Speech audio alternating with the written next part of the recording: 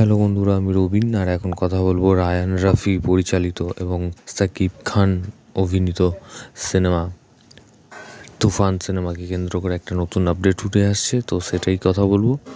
তো শোনা যাচ্ছে সাকিব খানের বিপরীতে এখানে আমরা ভিলেনের চরিত্রে যিশু সেনগুপ্তকে দেখতে চলেছি। তো এরকমই একটা আপডেট উঠে আসছে এবং যিশু সেনগুপ্ত সম্প্রতি রবি তেজার টাইগার নাগেশ্বর রাও মুভিতে ভিলেনের রূপে দর্শকদের মন জয় করেছেন এবং তাছাড়াও দেবের খাদান সিনেমাতে একটা ভিলেনের ক্যারেক্টার প্লে করছে যিশু সেনগুপ্ত। এবং তারপরই শোনা যাচ্ছে সাকিব খানের সিনেমা তুফানে অভিনয় করবেন যিশু সেনগুপ্ত।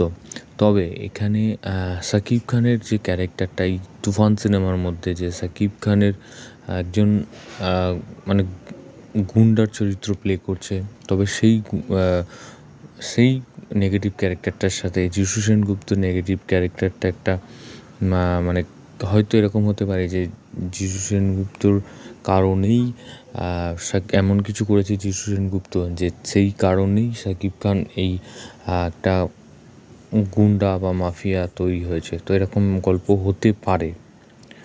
তো দেখা যাক কী কী আরও আপডেট আসতে থাকে। তো পরবর্তী আপডেট হচ্ছে হিমেল আশরাফ পরিচালিত এবং সাকিব খান অভিনীত সিনেমা রাজকুমার।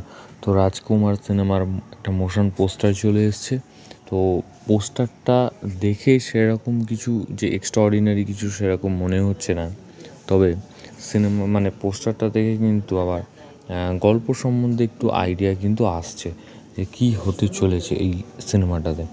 তো এই সাকিব খানের এই রাজকুমার সিনেমাটা হচ্ছে একটা ফ্যামিলি ড্রামা সিনেমা হতে চলেছে এবং সাকিব খান লন্ডনে যাবে এবং সেখানে বাংলাদেশ থেকে সে লন্ডনে যাবে এবং লন্ডনে যাওয়ার পর তার সাথে কী হয় বা সে কী কারণে লন্ডনে যায়, তো সেইটা নিয়েই হচ্ছে এই সাকিব খানের সিনেমা রাজকুমার। তবে পোস্টারটা যে এক্সট্রাঅর্ডিনারি কিছু সেরকম নয়, তবে এই পোস্টারটাই কিন্তু যে ফার্স্ট পোস্টার বা এটাই এরপরে আর কোনো পোস্টার আসবে না এই রাজকুমার সিনেমার জন্য, তো সেটা কিন্তু নয়।